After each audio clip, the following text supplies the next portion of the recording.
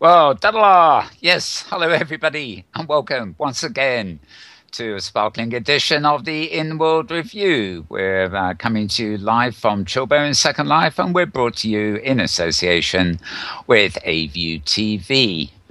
And the current date, as far as I can ascertain, is the 24th of August of the year 2014. I'm getting into the ring of it now. Only a few more months till confusion reigns again with the new year. Anyway, welcome to the show, folks. This week has been, well, we will see. There's a bit of news I'm going to come to in a minute, but better be quiet, as I guess we're still in that sort of period that is called the summer holiday. Indeed, it's the official bank holiday weekend, the last one of the year that we have over here in the UK. And I gather next week is also a holiday weekend in the States, and then of course it's the long the long sort of trail into autumn, as it were, when things will probably start happening again.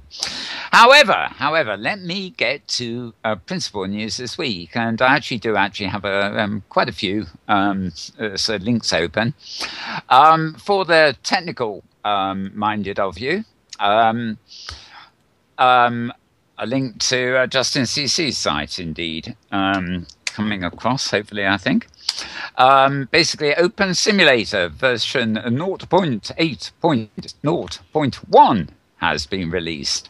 Lots of bug fixes and the usual stuff, and it's all the kind of thing that you would expect to be deployed almost immediately on something like OS Grid. But it won't be, because the other news of the week is that OS Grid is down. Now, this has caused me, has had me fraught all week, to be honest, because we're going to discuss this later. Ooh, crashity bang. Right, we're going to discuss this later, but OS Grid is almost a home of OpenSim. It's staffed on a volunteer basis. It's a developer's grid, and an awful lot of people have avatars there that we use to make our hypergrid jumps and go everywhere else. And but like most grids in the metaverse, indeed, and closed grids like Second Life, basically the host of the asset server is the same as the host of the grid itself.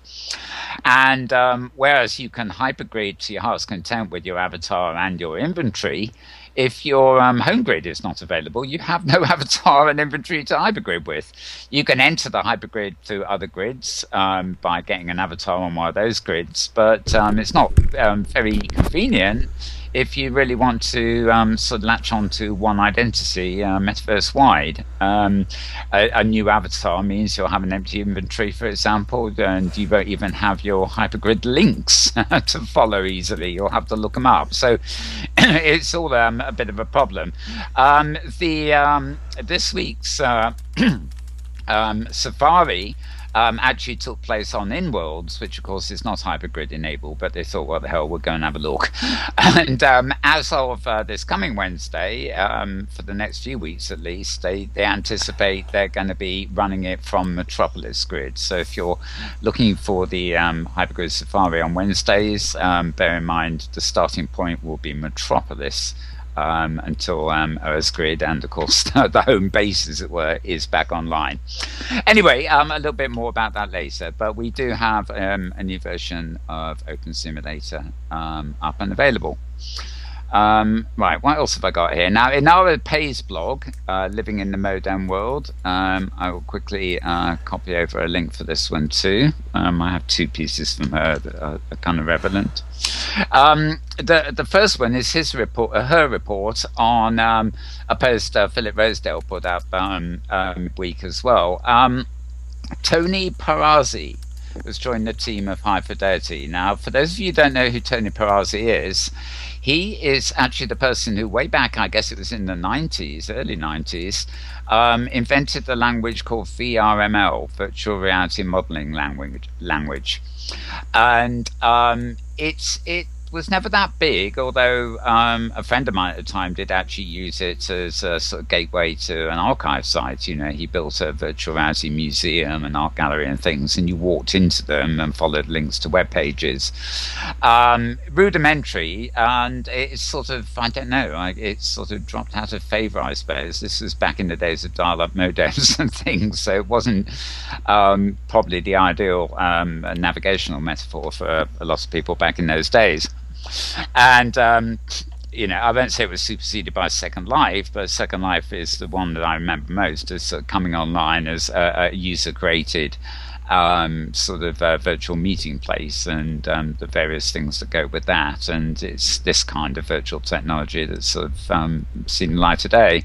But I find it very interesting that Tony is joining High Fidelity, because clearly you know, some of the systems he worked out probably still have an application in what Philip's doing, being as most of the code, I think, is supposed to be written in HTML5 and JavaScript and, you know, multifunctional. So we will see about that. If you want to know more, check out our archive site, slartis.com. You'll have to hunt around, I think, for VR or virtual reality.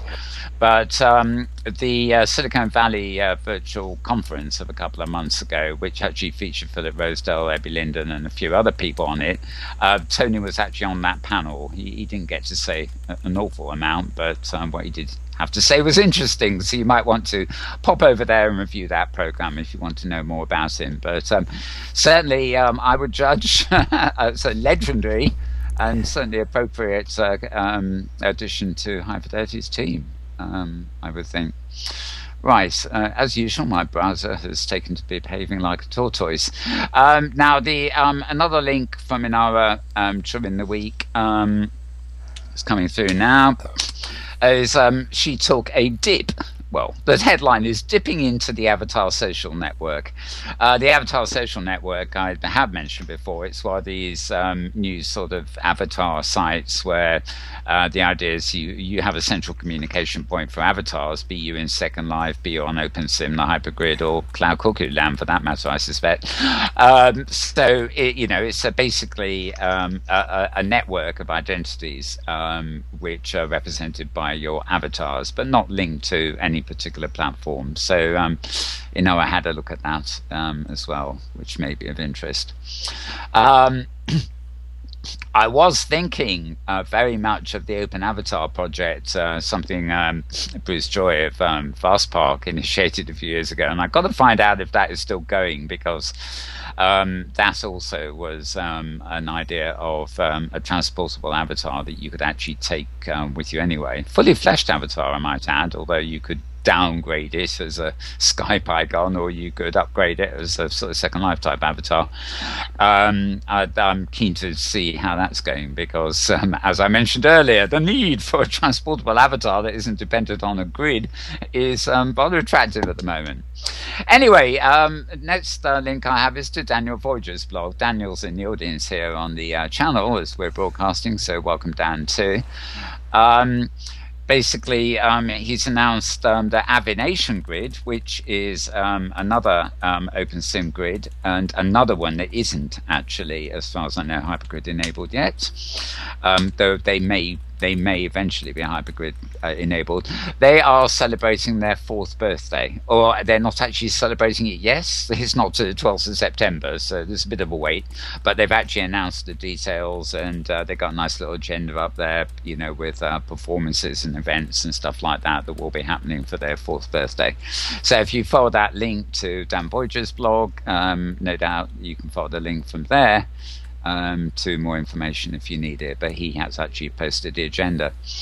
An interesting article which almost passed me by, because I have very little interest, I have to admit, in Minecraft, even though I do appreciate it's being used by educators to basically teach kids to play virtual Lego in preparation for using a serious virtual world. Well, that's been my take on it. But it's the fascinating thing about this actually is it's clearly a lot more serious than I give it credit for, because some players of Minecraft have actually built virtual working hard drives. Now, obviously, you have to be in Minecraft to access these hard drives, but they've actually used code to actually create fully working virtual hard drives that can actually read, write, and save data for you as virtual objects, as a virtual thing that behaves just like a real hard drive. Except it doesn't run your operating system. It runs a sort of storage capability for you in a virtual world. And I thought this was actually absolutely fascinating. I'm not going to read the whole article out, but if you're interested, I've posted a link to CNET in there. Fascinating what one can do. We could use that on the hypergrid. Maybe we could build a virtual hard drive that was an asset server in its own right. I have no idea, but fascinating stuff. No. My next link is to a site called the when I finish copying it, I might be able to see it. The International Society for Presence Research. That's a nice name if I ever heard one. And they've got an article diagnosing cognitive defects using virtual environment human navigation system in brackets VE-HUNT close brackets.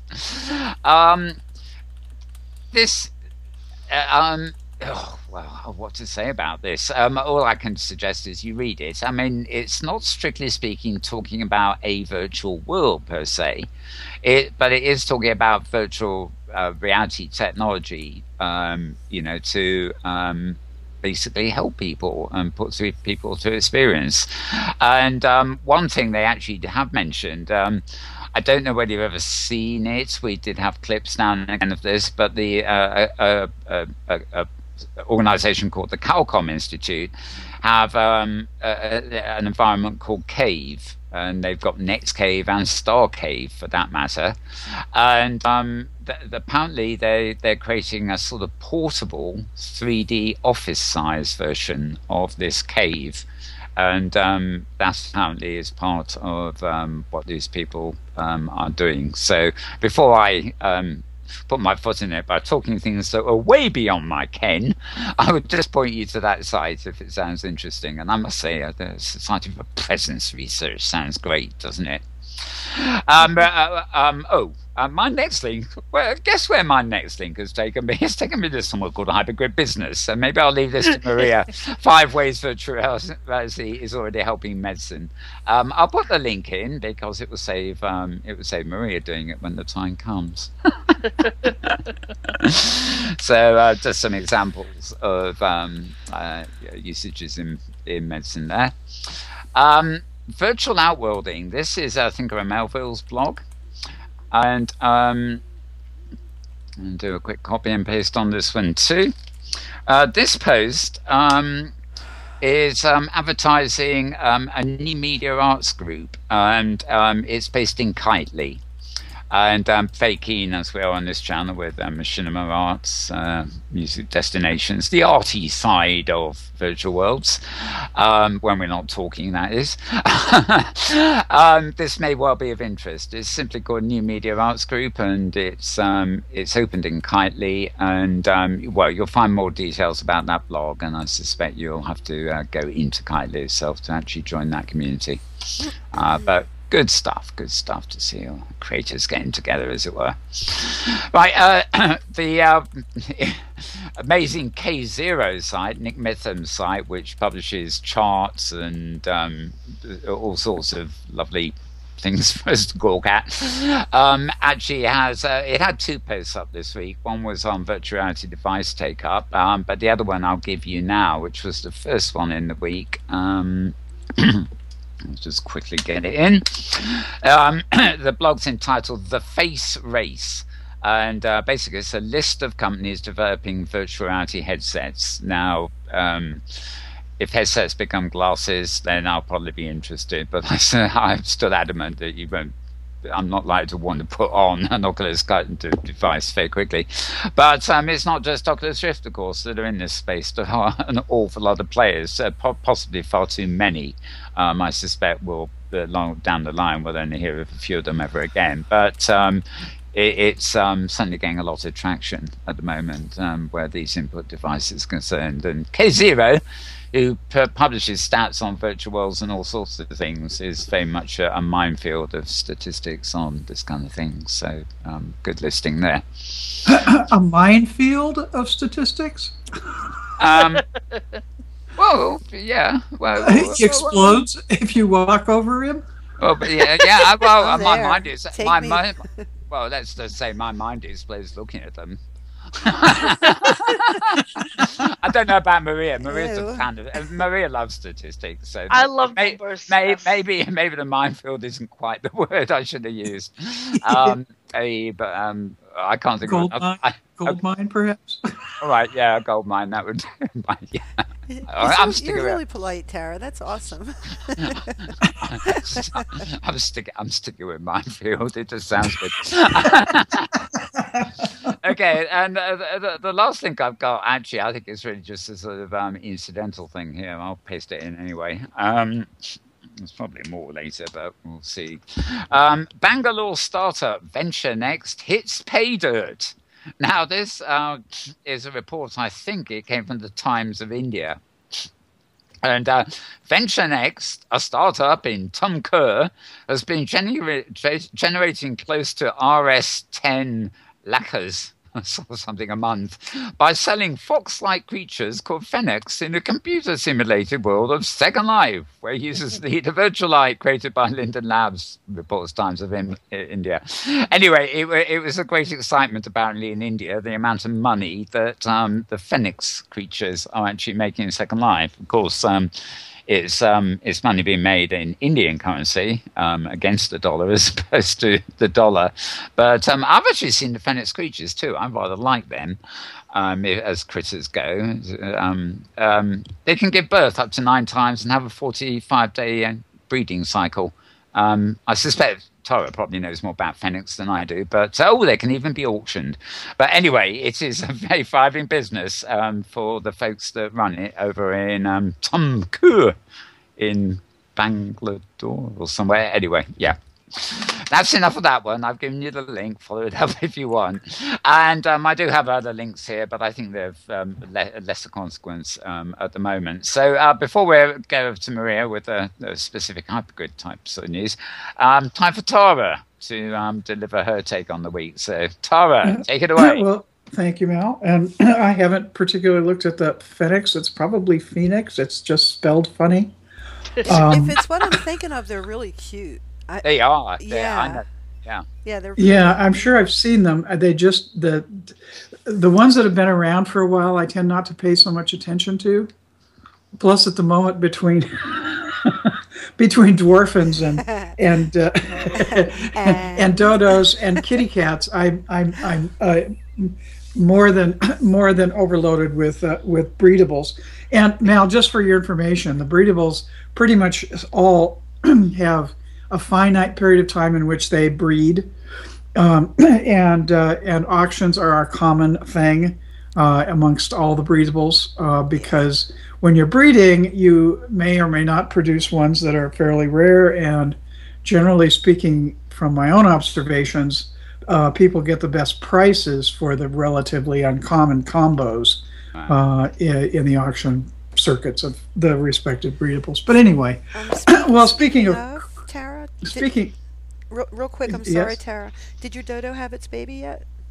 Oh yes. Well, it had its egg. Yes. Oh, okay. I have not hatched any of my dodo eggs. Okay, just checking. I'm just sort of collecting dodo eggs at the moment. I had to ask.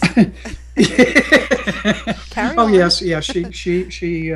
She delivered her egg, and it wasn't anything that looked like it was extra special, but it's a little early in the whole process with dodos and breeding and weird ones and all that. Okay. Anyway, but I have some other critters today. You know, I always have to do this little show and tell business, and I'm a sucker for cute critters. And whilst out on another round, every week there are several different cycles of various shops that do a one-day kind of 50 linden special or a 60 linden special. And there's one called 50 Linden Fridays, which was one of my favorites for a long time, and then it kind of stopped, and they've resurfaced here a few weeks back, and it happens to be pretty selective as far as the designers. So it's high class stuff. It's stuff you'd spend several hundred lindens for that you can pick up for 50 instead, whatever their item of the week is. Anyway, I tend to run across other things that interest me, and this week's that I stumbled across were some absolutely wonderful flamingos. There's this thing in the States. I don't know if they exist over there in the UK, Mal, but one of the standard tacky items to stick in people's front yards are pink flamingos, these plastic pink flamingos. Yeah, I've seen them. Yeah. Yes, yeah. Well, anyway, so I saw these, and these are actually rather attractive flamingos, and I had to go find them. And the designer of these is somebody named Anya Omai, who actually kind of rose on the radar of mesh creators for her gotcha collections, going back several rounds on the big arcade gotcha, which is like every couple of months. Anyway, she has a very small shop that's attached to somebody else. And this is really very much for her, I guess, a sideline. It's not, she's not after making tons of money or anything. But anyway, she's done some other wonderfulness. And in addition to the just 3 samples of the, yes, not ostriches, flamingos. She has these that you get one box and you get about 15 of them in different poses, including one you can ride. I haven't even read that to see what that's like. And they come in several different color options, so you have your choice of what color they are in a variety of shades of pink to coral. But anyway, in addition to them, which have a price tag associated with them, I discovered this wonderful little cute pink pig who is sitting next to me. This is Pig Punzel, and she's free, and she's hopelessly cute. And then the other thing I picked up was the summer collection of hedgehogs. And the hedgehogs are at the beach, and there's a bunch of them, and I've rezzed not quite all of the entire set. They are also hopelessly cute. Look at them. Yeah, they're just, they all blink. Oh. Yeah, there's one of them that's buried in the sand, and one of them that's with a little parasol who's in somebody's coconut drink container, and one wearing sunglasses. And there's the one under the hat is called Bashful, I think. And then there's one who is poking out from underneath somebody's bikini top. That's the ninja. Is? That's a ninja hedgehog. Yes. That's really odd. Yes, it's very odd, That's but disturbing. Yeah. You know what I've been looking at? Not these ones, but the pig. I keep thinking Miss Piggy and the Muppets. Oh yeah, she's very much like Miss Piggy. Almost. You're brainwashed now. Sesame Street got to you. I don't think I ever really watched it, but somehow I remember the Miss Piggy character. Yeah, Miss Piggy kind of, was a force to be reckoned with, I guess would be indeed the description. Anyway, I'm sure that Anya Omai will have something at the upcoming, starting September 1st is the next round for the arcade gotcha, which is at Country Club at about the 3,400 meter level and is impossible to get into for the first week or so, except very late at night. And in light of that, there was in Hamlet's blog this week one post that was kind of a little teaser on that. Speaking of critters, a very adorable puppy. And what is very adorable about this puppy is this is a puppy who breathes. So he's sleeping. He's curled up, cute in the basket, and you can see his little body kind of rising and falling, like he's sleeping and breathing. And apparently he's one of several in one of the gotchas from one of the better designers. So that's probably going to be a very hot item to be. Yeah. That's great. So watch for that. Let's see. Mal managed to steal a lot of my news items. That's all right. This is a slow news week, as it's the end of summer. But I did run across kind of an interesting volunteer posting for volunteers. There's a group called Fearless Nation PTSD support out of Wiscasset. Is that pronounced, or is it Wiscasset, Maine? When I use Kilsters, can you tell me? Anyway, they are looking for creators to build environments and content in Second Life. This is a volunteer position. This is not paid. But they're looking for Second Life builders of mesh and materials, scripters, and interactive content creators. Must have great design, typography, art skills to make exhibits, environments, and content to realize the organization's science-based concepts. The creators get to own and keep their products and any derivatives, so they keep the IP, which is nice. The organization is, we just want to help trauma survivors. This is your chance to create new virtual world applications and interactive environments. They comment, we have dozens of ideas, but need help making them real. And they say that they're the first organization to establish virtual reality PTSD support sims and environments for the public. So that was kind of interesting. What they're looking for in particular, they are requiring a 6-month commitment of 2 to 4 hours a week. No revolving. They really don't want revolving doors. Or do it if it's convenient type volunteers. So this is something that you got to be serious about. It's a cutting edge progressive program, and as I say, they're the skills that they're particularly looking for: web design, visual arts, exhibition arts, website project management, online flash, and video production. So I will put a link in. Where I found this link is a mouthful. I could not find a quick and easy link to give you on this, but I ran across it at LinkedIn. Mel, we were talking last week about job announcements. Oh, yes. Those from LinkedIn. Well, this was actually one that came in from LinkedIn, and I scanned the entire. I mean, that one kind of jumped off because it was Second Life, and I was kind of curious. That's heavy. And then what I noticed was this entire list of job announcements. The common denominator was they all had the word second in them. Yeah. So the others were like second shift, or it's pretty funny. But anyway, this one was interesting. So second reserve dog's body. Yes. Yeah. Anyway, Fearless Nation has been around for years. Pookie Media did something with them about 2 or 3 years ago. And it's a really great organization in Inworld and in real life.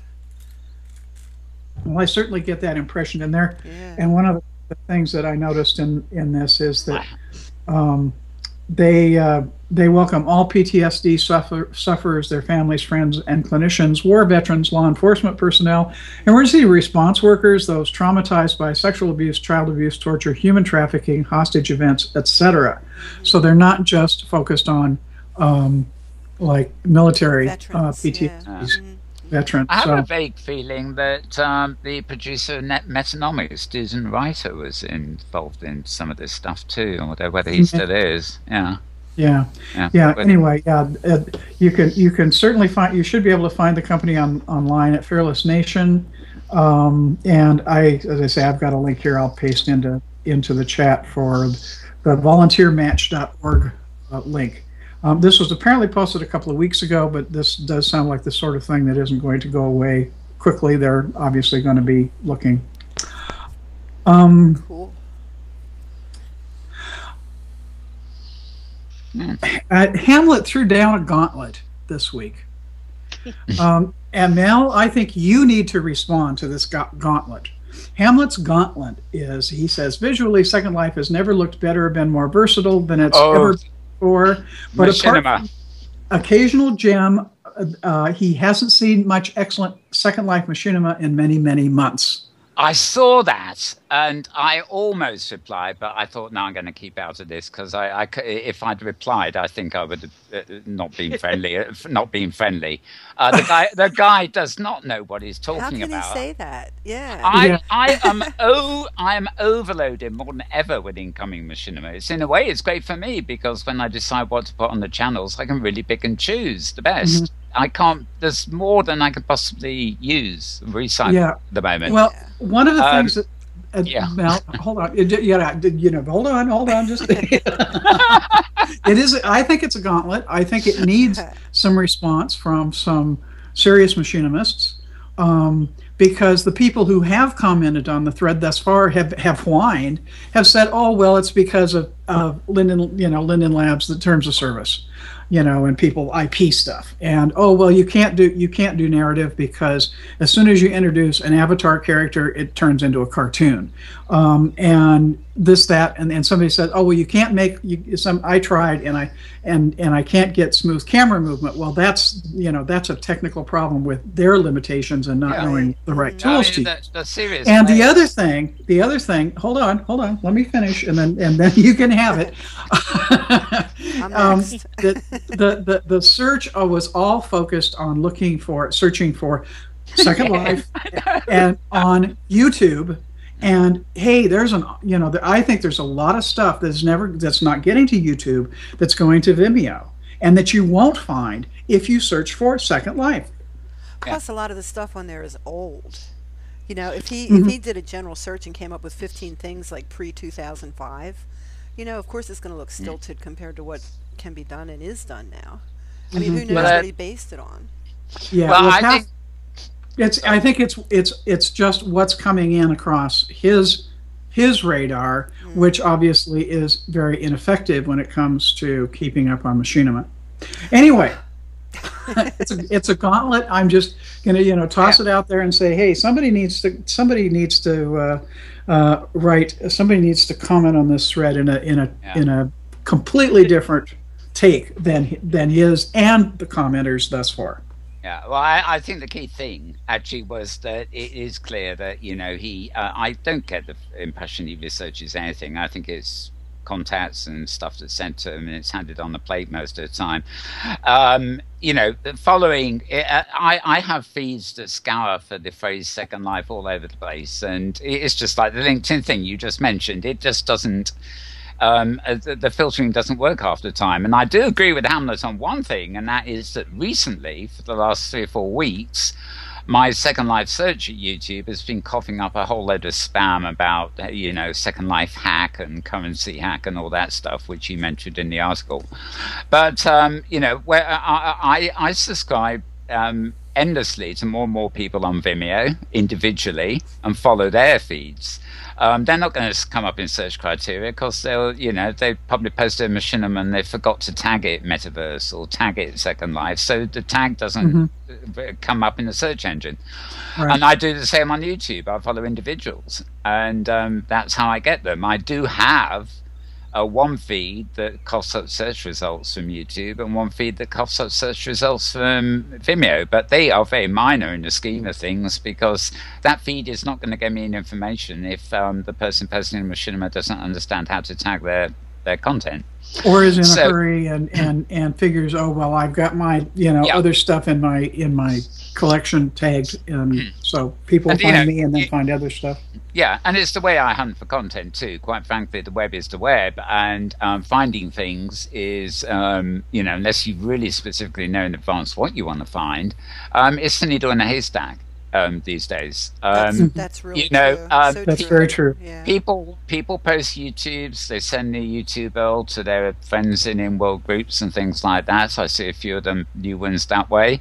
But they forever get half a dozen hits. Somebody who's more popular maybe gets a few hundred hits or something, but it's hard. It's not major traction. at YouTube. I mean, so part of what I do in rebroadcasting, the best of stuff I find is hopefully to give them, a more television-like appearance and to reach other people, because the people that watch Week in Review, for example, are almost certainly not hunting YouTube day after day to find interesting videos by people they don't know that come from Second Life. It's it's an art in itself to actually aggregate or curate this stuff these days. It's also what Lapaisin does at AVU TV. It's he's narrowed the focus to machinima and mostly virtual worlds machinima. So he's curating. He's curating, and Slartis, which has got an even narrow, even narrow focus. But his job is, he's set himself the job, like I do with Twitter feeds and things, to curate this information. Sapphire always has this line. She says to me, I'm the person that reads RSS feeds, so she doesn't have to. Which I'll pat myself on the back for that. But in a sense, that is what I'm doing. So curators, aggregators, there's a place for us, thank goodness, so I wouldn't have anything to do for my occupational therapy. And by the way, I am a cartoon, am I not? I've been a cartoon since the day I was born. Yeah, but I think Hamlet was skimming the surface there, and just because he doesn't, I think Hamlet's a bit fixed in his ways. I mean, he was hired by Linden Labs once to be an Inworld reporter, and then he sort of gave it up for a while and fancied Blue Mars, and he sort of came back, and he's got a couple of people who write most of the posts for him, and they obviously get things coming into them, and I think it's a case of they get submissions and then they report, and occasionally he does a cursory thing like look in a YouTube search, but that's only the beginning of the story. It's not the end. So you really do have to hunt for these things. Somebody has to hunt. It's surprising because Machinima made it into a major contest and actually won 2 categories. Secret Rage was nominated as a finalist, and then Rise and Falls got 2 awards. Yeah. What was that? I forget what the event was, but he won the Machinima category, and was second place overall. Yeah, that's very good. Which is nothing to sneeze at. And there's an increasing number of machinima coming out of OpenSim on the hypergrid too. They haven't yet reached the kind of quality standards some of the best SL ones have. That's really probably they're not necessarily using those grids to film. Right. Although there are a few, JCC, I think it's called, and Sophia Yates, and there's quite a few. And Hypatia, there's quite. University of Western Australia. No, I'm not. Yeah, but the ones I was listing were not Second Life ones. They're people who I know in Second Life are filming on OpenSim too. Okay. So and actually there's a couple of machinima makers who literally started making machinima in Inworlds. And they occasionally come to Second Life or somewhere else to do it. They're filmmakers. They go to where the places are that they can make good films of. It doesn't really matter for them whether it's OpenSim, Second Life, Hypergrid, or some other closed world. Where the content is that they can use creatively, that's where they go. But I think all I can say is, in my opinion, Hamlet is totally wrong. It is a booming art form, and the amount filmed in inhabited worlds like Second Life and OpenSim is there's more than there's ever been. Some are crap, some are excellent, some are some point in between. Some people have never learned how to turn their interface off, for example. Others just can't film the right dimensions and all sorts of things. But there's a live and learn process.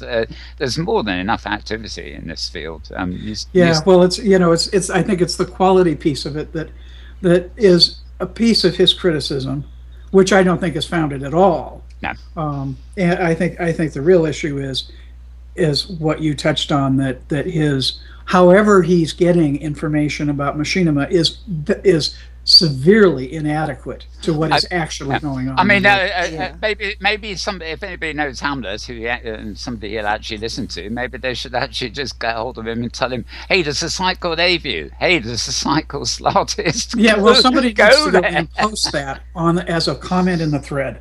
Yes. And point out AView and Slartist, and we can review your Machinima curated weekly playlist. Mm-hmm. Yeah. Do you have the link for that? Is there a link available for that thread? Oh, I'll find it. Well, yeah. Anyway, I've got a couple other items. Okay. I think we've kind of covered that one. First off, also coming up next week is the theoretical next date for the skill games in Second Life. And there's if you're interested in seeing what a Linden Lab what a Linden sandbox looks like, see if you can get into the region called Crunchy, which is it's open, but it's testing currently being poked at by Gecko Linden. If you happen to live in a location that does not allow skill games, you won't be able to get in. I was able to get in and really couldn't see anything. It was kind of, well, all right, I don't know what the hell's going on. I can't believe it. I'm sorry, I'm just laughing at Gecko Linden and Crunchy region. It's definitely games, isn't it? Geek gamer. No. Gecko is the lizard. Yes. Yeah. Mm-hmm. That's a legitimate. It's right up there with blue-footed boobies. There is a bird called a blue-footed booby, and it has blue feet. I mean, literally. There are red-footed boobies too. I think. Yes. And the virtual terrain crunches as he moves across it. I think. Yeah. Yes. Anyway, but the other piece of that was some 45 games so far have been added to the approved participants wiki page as of the 21st of August. Split among a number of operators. In addition, some 30 skill gaming regions were listed as approved, although they have not yet actually be converted to the new region type. Anyway, stay tuned on that. I think that's going to be a developing story. And my final item is another pat on the back to. Are you still here, Daniel Voyager, who collected a couple of videos, the virtual incarnation of the Ice Bucket Challenge, which is it probably had lots of people ducking and hoping their friends don't think of them. Anyway, that's it for me. That's a Daniel Voyager WordPress.com. So for the virtual Ice Bucket Challenge, I'll put that in the chat. They're all over the place, yeah. I have acquired quite a few of the virtual Ice Bucket videos, and they'll be on Virtual Living during the week sometime in the immersion section thread on MetaWorld 1, that is. Fascinating, yeah. That has been a very successful. I don't know how exactly the funds are being raised. Presumably the people covering themselves in ice buckets are sponsored, but big names, Tim Cook's, the Bill Gateses, everybody as big as being suckered into this. Not suckered into it. Persuaded to do it, shall I say. And, it was only a matter of time before somebody, throws down these memes or challenges in Second Life, came up with it. And the one I saw specifically said make videos of it. But in fact, by far the most ones I've seen are actually pictures on Flickr. In other words, somebody's held a bucket full of ice up to themselves and put it as a picture on Flickr. But there are I have maybe half a dozen videos or something that I'll compile together during the week for the fun of it, really. There is one, and I forget which one it is, but it will be up there, that is actually very good. They have contextualized it. In other words, it's not just a machinima as somebody pouring an ice bucket over them. They've made a full contextual piece featuring it, which is rather good.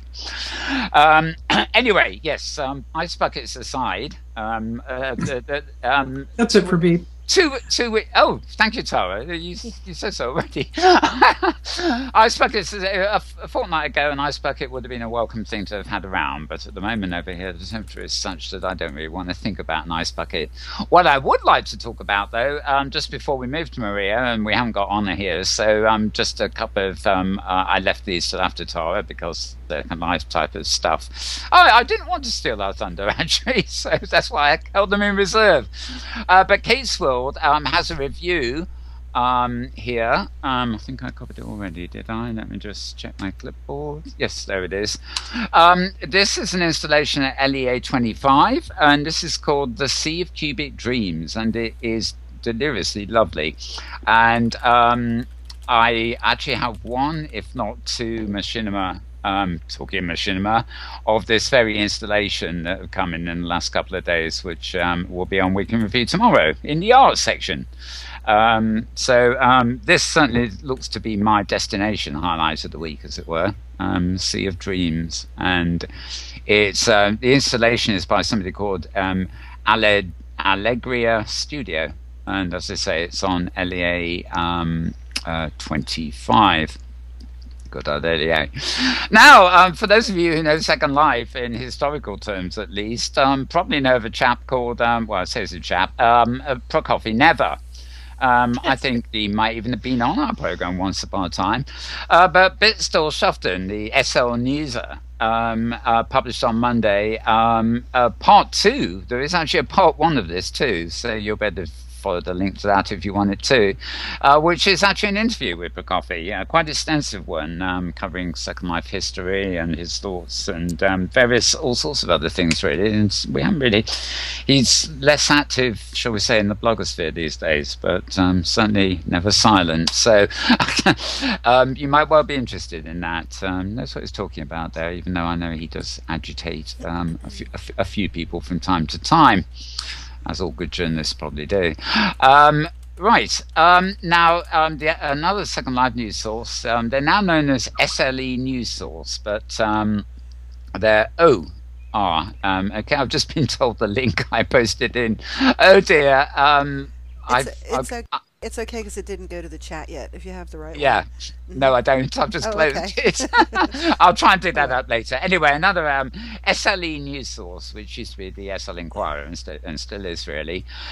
They actually have an interview in the week too, and I mentioned this one. Oh God, come on, you stupid browser! Right, this is not being funny. My browser today, it's actually just taken to me a link called the Chippendales of SL. I'm hitting the back button rather quickly. I don't really know. I want to read that, and I'm copying this link. I do, yeah. Me too.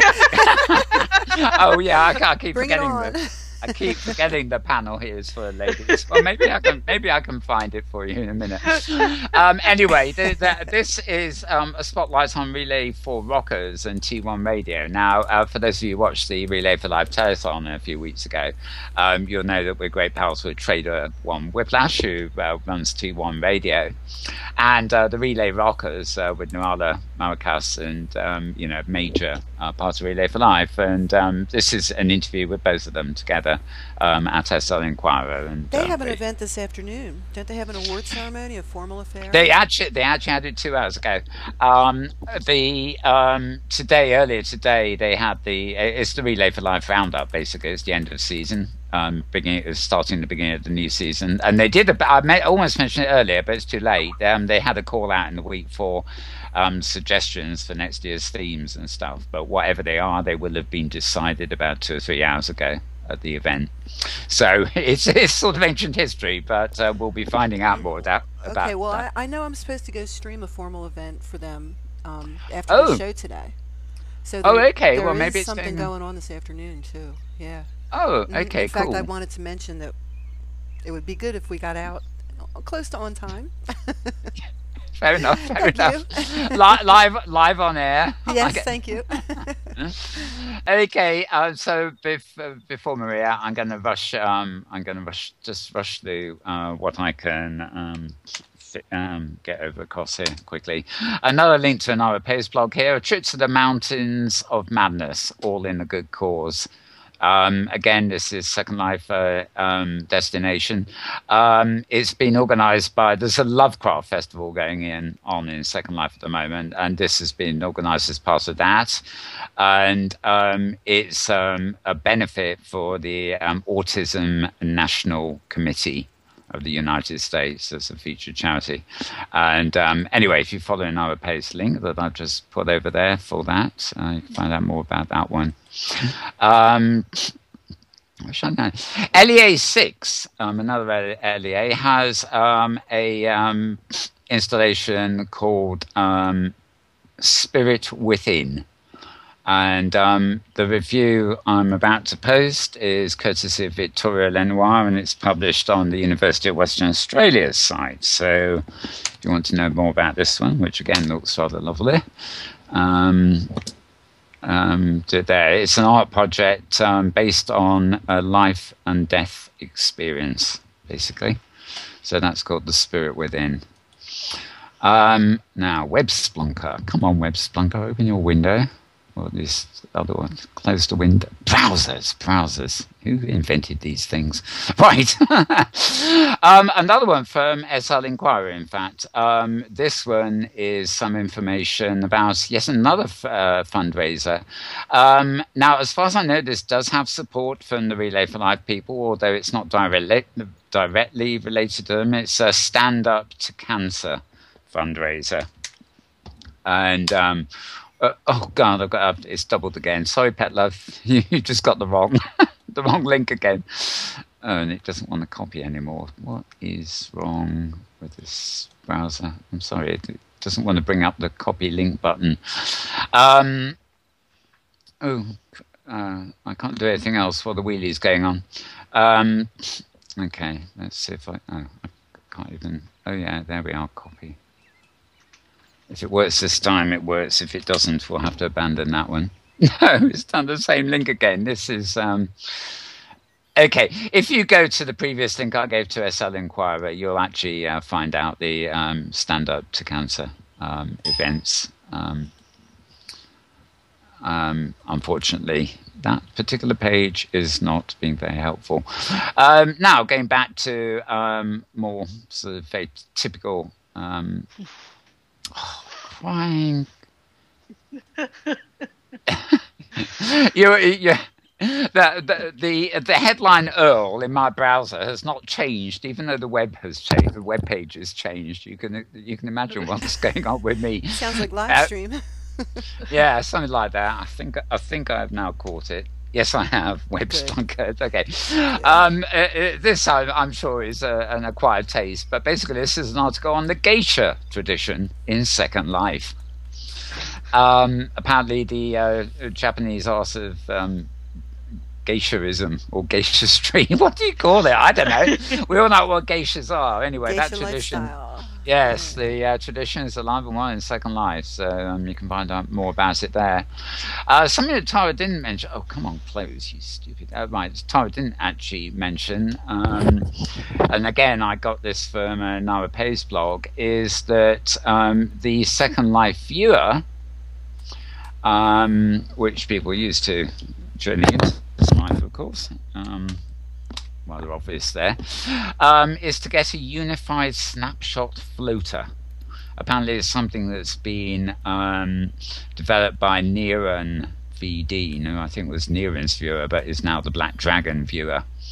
And apparently this was something developed for that viewer, and Linden's are now including it in the SL viewer. I don't quite know what it would do.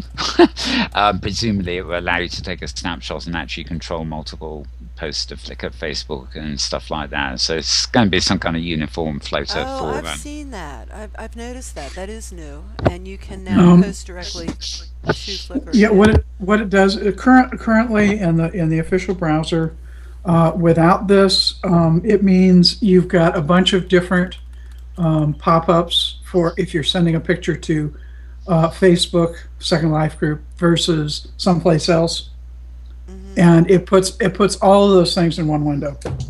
Right. So when you take a picture, you can have this panel where you can specify where it goes, and it includes all those new options, in addition to the old options that have been in the photo of sending it, saving it in your inventory, saving it on your local hard drive, etc. Now those are those other ones that have been getting added are getting rolled into one place.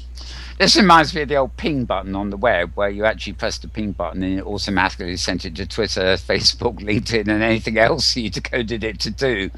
And of course, for people like me who have to read the stuff, I think, oh, repeat, spam, because instead of sending it one place, you send it everywhere. But I'm sure there are a lot of people who like doing that. So well, this isn't to send it everywhere, Mal. This is to the selection process of where you're sending it.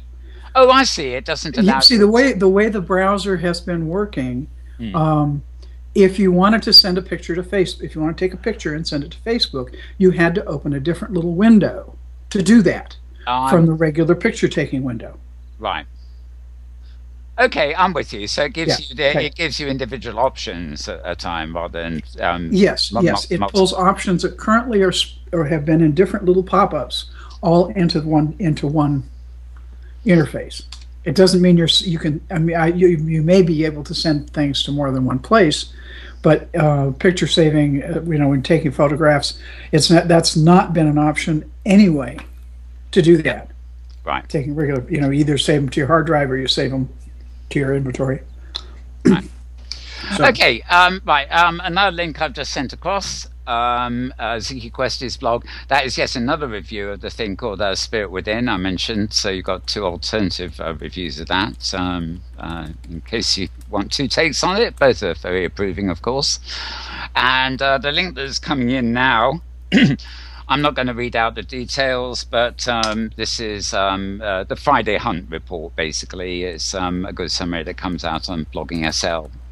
Every week, which all the active hunts, the store hunts, the hunts that are closing and opening and stuff, and I'm sure Pet Love knows about most of these anyway, being as she does happy hunting amongst other things. We use Hunt SL. It's also another good spot. Yeah, so do I. In fact, I think they're connected. I think these go through those fashionista syndicates, and I think they cross-post between themselves. So cool. It's probably the same list. Okay, and the final link I've got in, because I thought it our duty to add a few Second Life things before we move on to the greater discussion and stuff. Maria's sign.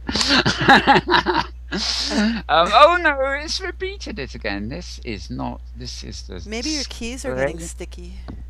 No, it's for some reason what's happening is that I am changing to a new tab, but the address bar on the same tab is showing the previous web page, which really isn't very helpful. It doesn't tell me where I actually really am, if you see what I mean. Yeah. Anyway, I'll just tell you this actually. There's a Japanese role-playing sim set in the Edo period, and we may have mentioned this before. It's called the Koto Project, Koto. And I'm actually going to click on a link for the project itself to see if I can get you any other information that will actually willingly copy across to you before I shut myself up. Right. Okay. Well, yeah, I have got a link for the project's site. The project site here doesn't actually seem that wonderful, but you can check that one out anyway. It looks great from all the photos and everything else I've seen of this. It actually looks rather nice indeed. So worthy of a stop on your virtual wanderings. Talk of wandering, I'm wandering off, aren't I? Okay, so I think we have got quite a bit to discuss later. We've got about an hour to go. I'm going to watch the time for you, Pet. Thank you. First of all, however, we're going to open up to the greater metaverse in all its glory, the hypergrid and everything else. And it's time for Maria to give us the headlines and stuff before we... All right. Okay. Stuff. So I hope you can hear me okay. Yep. Okay. Because you never know. Like, I could have hit the mute button somewhere along the way and At least you're forgotten aware I of did it that. now. You know, that's good. Thank you. That's good. I'm making progress. I'm Yes, evolving, we all are. evolving as a guest. Yes. All right. So, so it's the August doldrums, but we do have some news coming out. I want to point people out to the net neutrality discussion that the FCC is having. One of our regular contributors, Lawrence Pierce, analyzed 1 million contributions, 1 million comments that people made. He actually downloaded all of these with text edit and was looking through things. So first of all, he's got a couple of comments. One is that you still have time to let the FCC know what you think.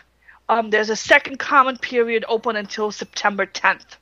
So if you go to hypergridbusiness.com, click on net neutrality isn't dead yet, all the links are there.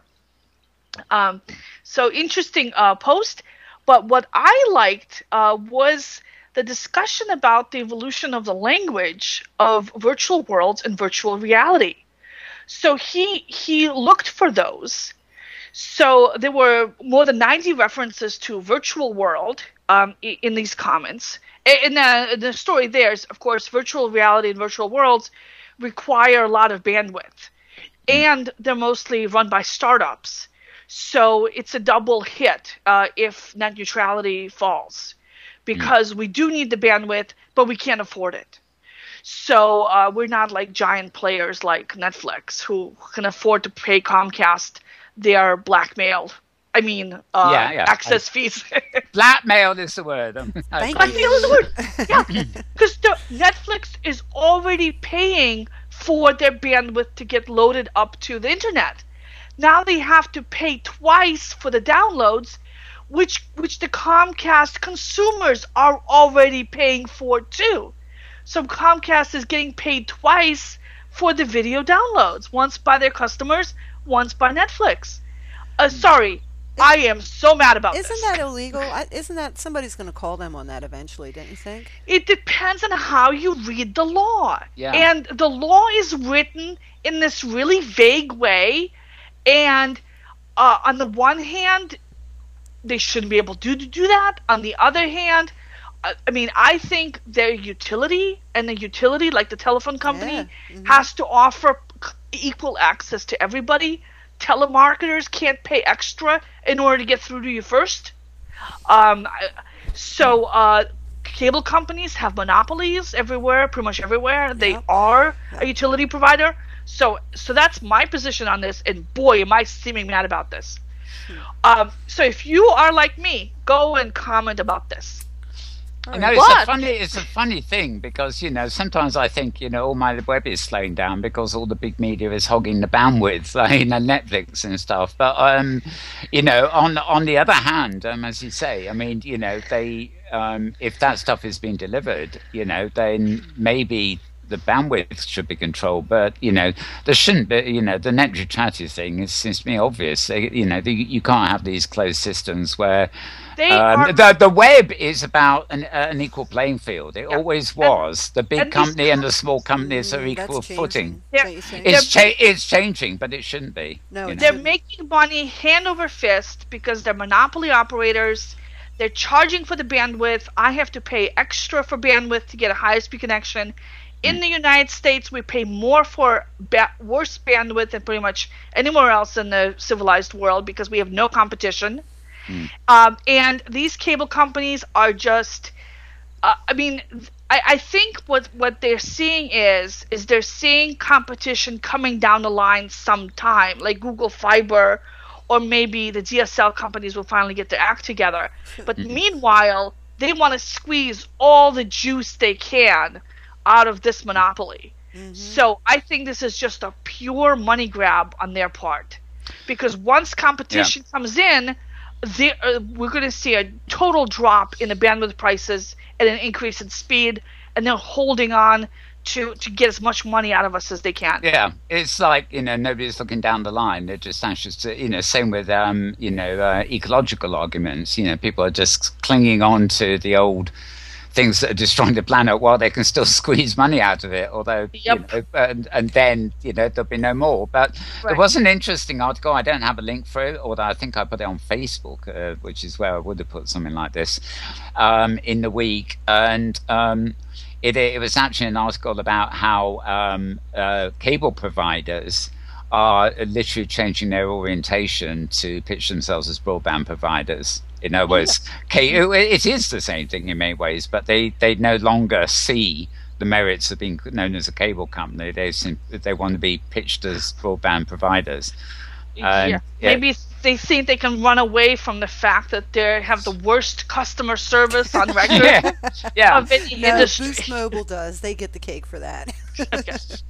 But, so anyway, I find it very odd because Britain is mercifully still in Europe. I hope that doesn't change. We'll have to see. But net neutrality is the opposite in Europe. It's enshrined in European law, and all European countries have to enforce net neutrality. Well, it's supposed to be in our laws too. It's just that the cable company, their executives have been appointed to run the FCC. Exactly. They write their own laws now. That's our problem. Yeah. Yep. That's right. Anyway, so what I thought was interesting about Lawrence's article, which I didn't know before, was the changing way that the virtual worlds are used. So he did a text search through these million comments. There were 90 references to virtual world, but almost all of the virtual world references were referring to the internet as the virtual world. And what we think of as virtual worlds, people were referred to as virtual reality. So I thought that was an interesting take as to what the general public, how they're using these words, as opposed to us and our own little niche of how we're using these words. I have to agree with that. In fact, I think I mentioned it the other week. I have. We were talking about YouTube searches for Second Life earlier, but I mean, I have search engine. I have a single feed that's got a command to search for virtual reality or virtual worlds, and I endlessly get web articles. From some bloke saying sort of, how to do this in the virtual world. I'm not talking about the virtual world at all. They're just talking about the web. They think it's a nice phrase to use, and it really is a bit annoying, as we would understand. That's what happens. Language changes, so you can't really fight against it. Just be aware of how things are happening, so that when we talk, we are aware of how people understand us. Okay, so I did a little bit of a how-to thing. Because I don't know if you guys noticed this, but I've been playing around with my shape and face here in Second Life. Mm-hmm. And I wanted to, we were talking about this before the show. I like to have the same face and shape on every grid, so I know I'm me. I have enough psychological problems without me too. Getting into schizophrenia. So now, of course, the skin part was easy because I created the thing in GIMP anyway, and I uploaded it to Second Life. So I just uploaded it other places. I took one of the Linda Kelly skins and my actual photograph and kind of merged them together. Good for you. That's a skill. Yes. I have been meaning to do that, actually. So I had fun with it. Over the past 5 years, I've gotten a lot of practice using GIMP. So so every time I do this, I get a little bit better. I have to interrupt here. I still have no idea how to actually get around to doing this, but I can go one step further. I went to a trade show. I think it was related to virtual worlds or business or something in the UK. It must have been about 3 years ago. And I actually got invited for free to step into this machine that did an entire 3D scan of my body. So I've got a skeleton and shape of the real me. I don't know how to turn it into a Second Life shape, and it looks a bit podgier than I'd like, actually. But I actually not only could photograph my real skin as I did in one virtual world, but I've also got a scanned mesh of my body. Oh, that's really neat. It No, is. yeah. Well, sort of. Yeah. I'm getting good at dealing with layers and transparencies and all that stuff. So the skin part was actually easy. I uploaded it Second Life. I uploaded it everywhere, and that was all set. But for the shape, so I was fiddling with all these sliders and having my face up and my avatar up and trying to get things to kind of look more or less, similar. Mm-hmm. And then and then I'm like, okay, now I want the same shape everywhere else. And the thought of copying all these numbers, I was like, okay, there's got to be a way to do it. So I Googled it. And EnterHacks had a little thing that said that Imprudence has a shape export feature. Like, oh, excellent, because I own this shape. I created it from scratch. Loaded up Imprudence, logged into Second Life with it, couldn't use it. I had Firestorm. I was running an older version of Firestorm. I didn't realize a new one was going to come out. I couldn't do it. Singularity is supposed to have one. It was grayed out. The feature wasn't available. I finally loaded up an old version of Meerkat, which I tracked down somewhere, and Meerkat exported this shape, and I uploaded it to all the other grids. And I'm figuring, it took me a lot of time to remember the name of this viewer and track it down. And so, it would be something useful for other people to know that it's also an option. Cool. So since then, I've learned that Firestorm has a feature as well to do it, but the Firestorm hides this feature in the development menu. It's really hard to use. The Singularity viewer has it in a nice, convenient place. It's right there on the appearance edit screen, like you can import and export. So just a heads up that when you do this, you want to use the same viewer for exporting it and for uploading it, because they have different formats for saving your shape.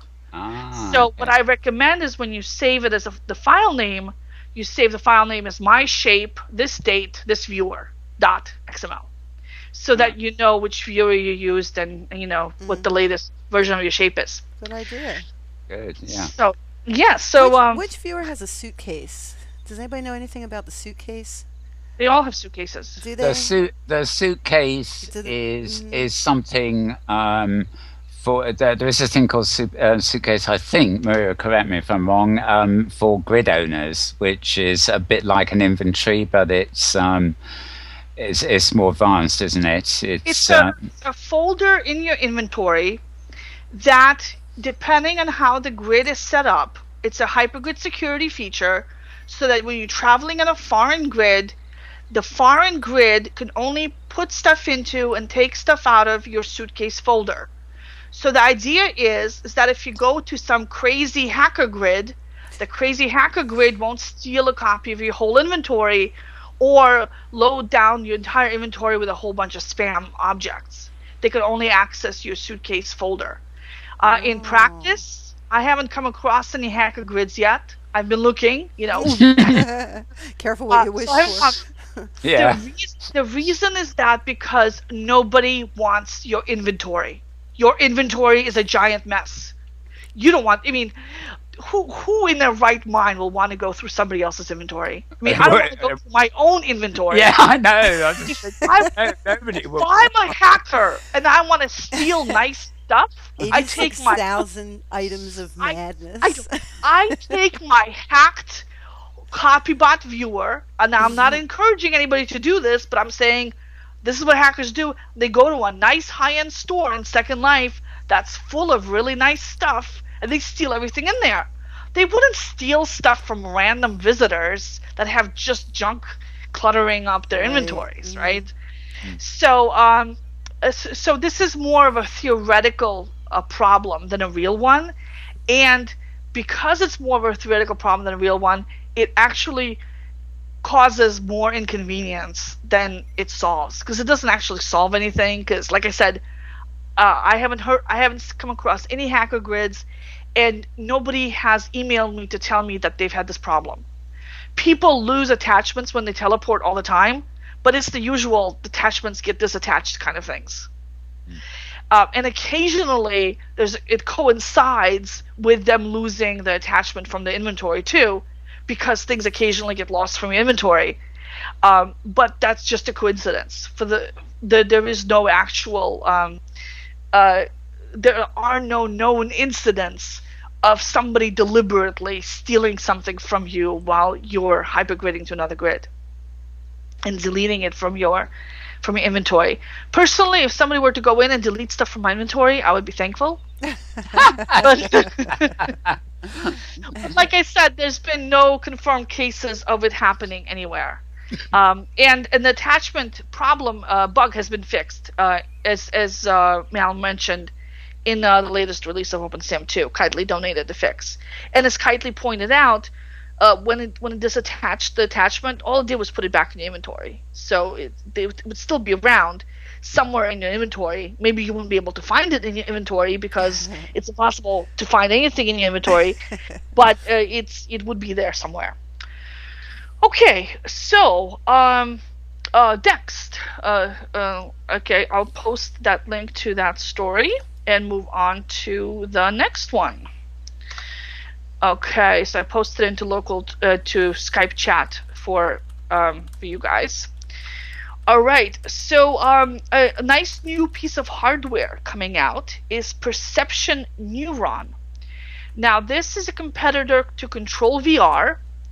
And it's something that you attach to your arms and body and maybe legs, and it comes with gloves that you put on your hands, and it does motion capture. So when you're inside a virtual world, you can use your hand gestures to pick stuff up and do stuff.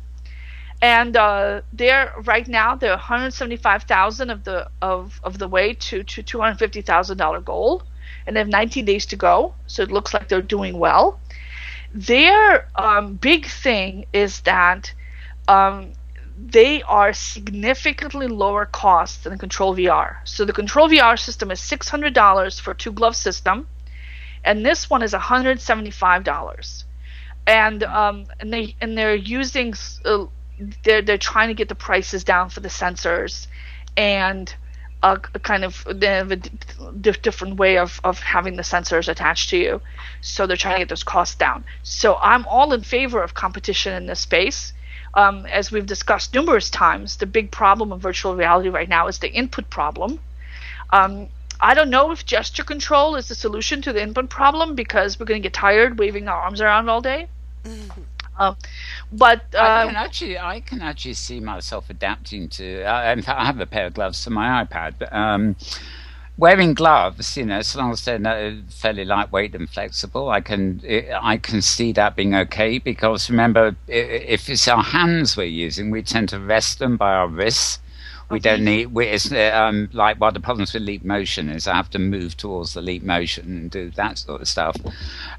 Whereas if it's just hands, I mean, we're using our hands all the while on keyboards and mice and things. So as long as we're resting them with our wrist, I can actually see, controls within the gloves being, something I possibly would take up, as opposed to, where I wouldn't take up a helmet.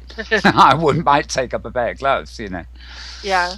So I don't know. I don't know what's going to happen with this. Like I said, nobody really knows. I personally, I can't see myself using one of these full body motion controllers, except for maybe like very intense active games or something like that, but not for working for 8 hours.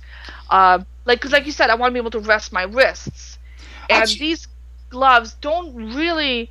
I don't think they really.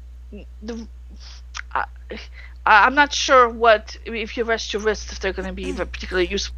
And plus, just wearing a headset all day is hard. Now gloves too. Yeah. Well, it depends how light they are. It suddenly occurred to me. It depends on what the weather is too. Yeah. one of the big hits of recent years was the controllers that came out for the Wii. Because there was a big, there's a big take up of these fitness programs where you loaded them into, like the old fitness video, but instead of loading a video and they taught you through the moves, you could actually, you'd actually have this sort of gesture control and you could interact with the tutorial. And you know, I've got a feeling that if kit like that was available, you know, you wouldn't necessarily be talking about gamers. You might be talking about housewives who want to keep fit, you know, and stuff like that. So you know, it might be a widening opportunity for the a widening demographic in the marketplace for these input devices. Whereas Oculus to me is still very much a gamer's thing in its way. You know, something like some kind of wearable tech that, you know, somebody would do fitness exercises with and things would possibly go down quite well. Woohoo! Sorry about that. Yeah. So no, I could definitely see using this to play an active game for like an hour, but not for working for like 8 hours a day in a virtual environment. That's going to be something different. And maybe it's going to be something like the cave that you mentioned earlier today, because our screens are getting cheaper and cheaper all the time. I could definitely see myself sitting in front of a large screen that is like in 3D, interacting with a virtual environment that way. Anyway, who knows? I'm sure Apple is working on something amazing that they're going to come out with, and we're all going to go, "Oh my God, why didn't we think of that?" But I actually think Pet Love has just given us a demonstration. Of some kind of input sensor that went a bit haywire. Sorry about that, folks. Yeah. Okay. All right. Moving on. So you already mentioned that OS Grid is down. Yeah. So they had a problem with the asset server, with the hard drives. They've brought in outside expertise to try to get it fixed. They've been down for a while now, since Tuesday, I think. So that's been a long outage for OS Grid. Now, commercial grids typically have, or are supposed to have, backups to everything. So if one system goes down, they switch to the backup system while they fix the first one. OS Grid is a non-profit grid, so they don't have as much money as commercial grids to spend on duplicate systems. So I'm hoping that they get this fixed, because a lot of people have their primary avatars on OS Grid, including yourself, Mal. So if once it is fixed, I recommend that people take advantage of the fact that OS Grid allows you to save your entire avatar inventory. You can save it as an IAR file. If you have a region on OS Grid that you host at home, or that you host with a hosting vendor, you can ask your vendor for an IAR file, or you can do a console command on your region, save IAR. So I strongly recommend that people do it. Of course, they should have done it before the outage, not after. Yeah. But that's always the case with backups. We always do it a day too late. So that is a nice feature. I also recommend that people look at Kitely as a place to have their primary avatar, because Kitely has a nice redundant Amazon-based system, and they're planning to roll out IAR exports soon. The downside, of course, to Kitely's system is that they filter exports, so that if you buy something that's not exportable on the Kitely Grid, you cannot save it. Whereas on OS Grid, the exports are unfiltered. They trust you to make your own decisions about what you do with your own stuff. And so you can save a backup of your entire inventory. The other thing you can do when you say Kitely is not exportable, but what if you had a Kitely avatar, you went on to OpenSync, got stuff, presumably everything's importable? No, if you have say you're on Kitely and you have a Kitely avatar, and buy a suit that does not have the export permission, when you travel from Kitely to OS Grid, you cannot bring that suit with you. No, but the other way around. What if I buy a suit in OS Grid and then come back to Kitely with it? Well, then it's an exportable object. Yeah. Okay. But I'm saying, if the things that you buy in Kitely on the Kitely market that are not marked for export, you can't save them. Yeah. Now, of course, if you're on OS Grid and you can't buy those items on the Kitely market at all, because if you're on another grid, you can only buy exportable items from Kitely. So you're not losing anything either way, but you might feel like you are, because you paid money for this and now you can't save it. And the other thing you can do is you can have your own OpenSim on your own computer, where you have your own avatar, and then you travel the world with that avatar. And if you don't have a lot of people coming to visit your own little mini sim, you're not going to have the bandwidth issues aren't going to be an issue. If you have a home-based connection, you usually can't get more than 3 to 5 people on your region at the same time because it clogs up your bandwidth. But personally, as somebody who's an expert in technology, I've only been able to get hypergrid connectivity to work about a third of the time when I set up my own regions, even though I've been doing it over and over and over again with different releases and versions of OpenSim and different modems. There's always something that goes wrong, and it always takes me too long to fix it, and half the time I just give up and just go back to a lot.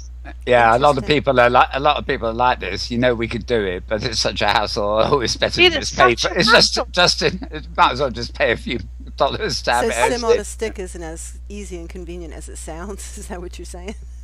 Well, no, the sim on a stick part is fine, but the hypergrid connectivity, if you have a router in your house, you have to route the traffic to that sim. And that means you have to have a fixed IP address, an internal fixed IP address.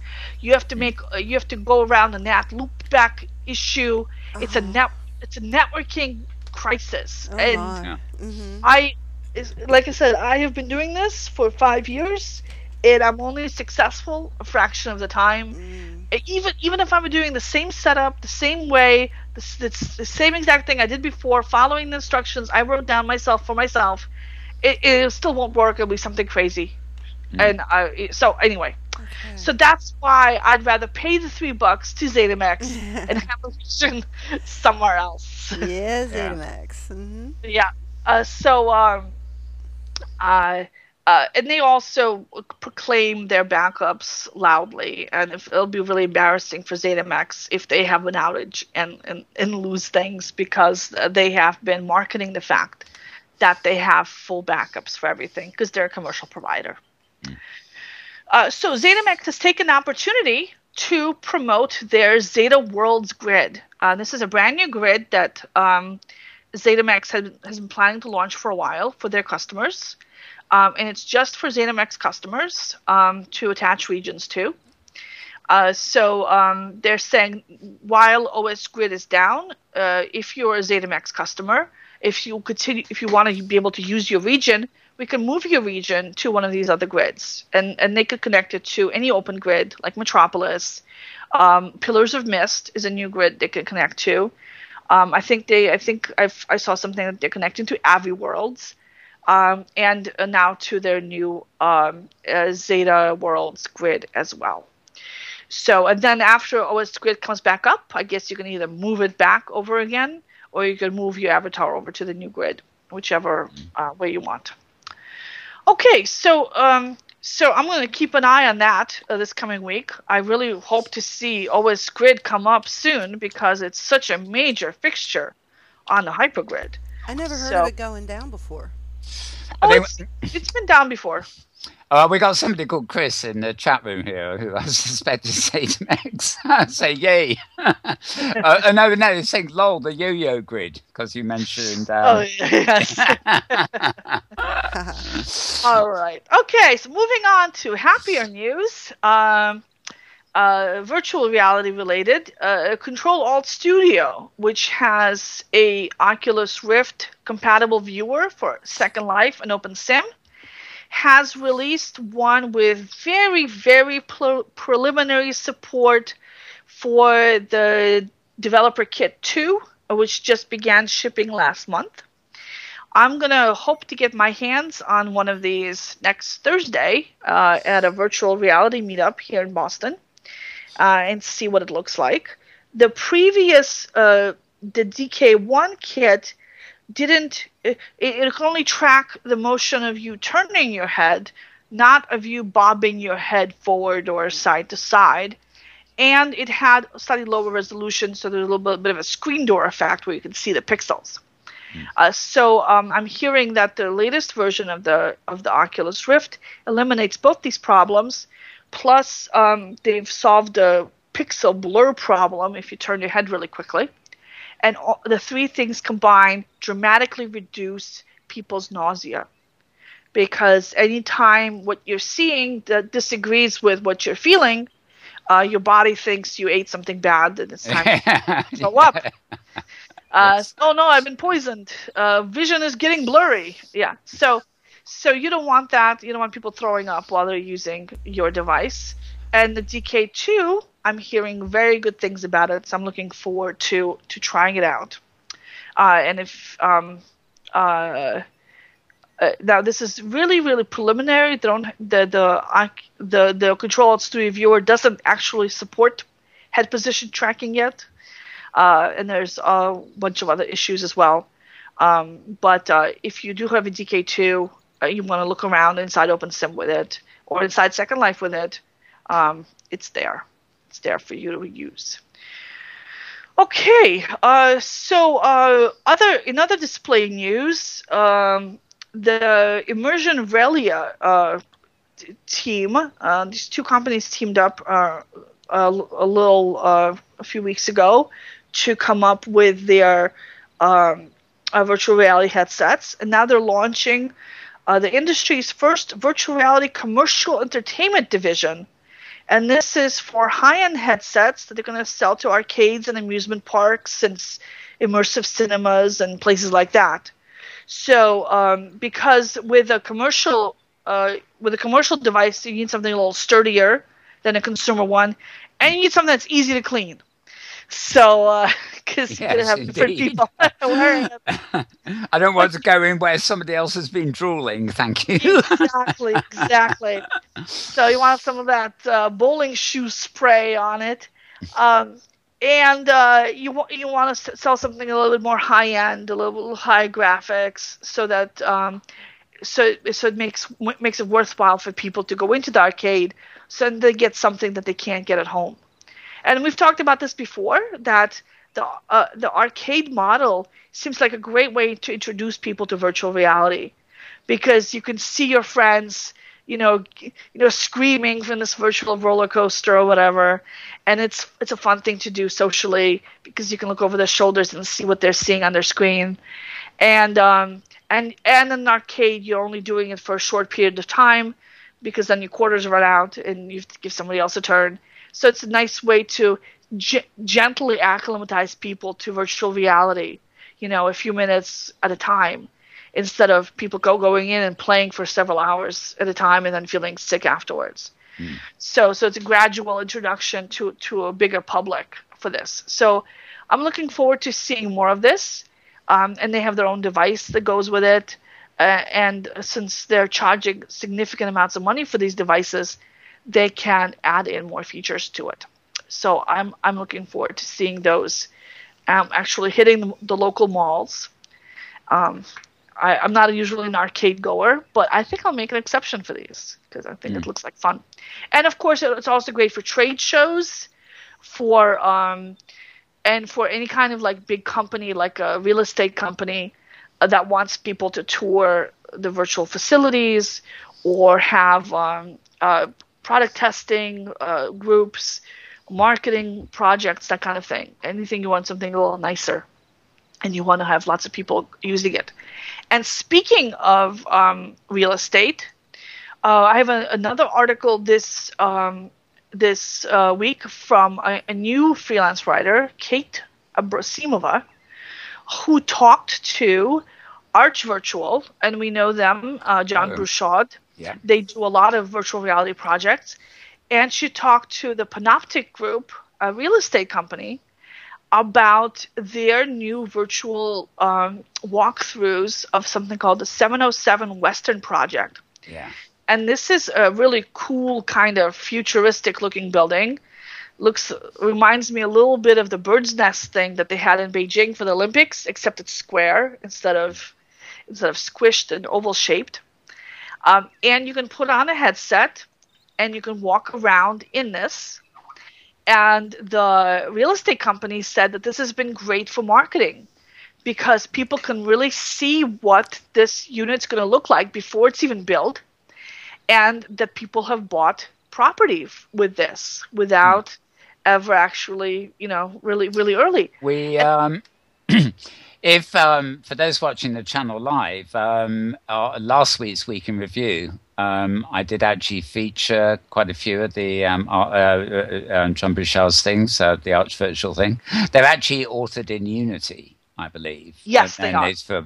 And then he's done regular sort of film of that, and we have some real life clips on what you're talking about too.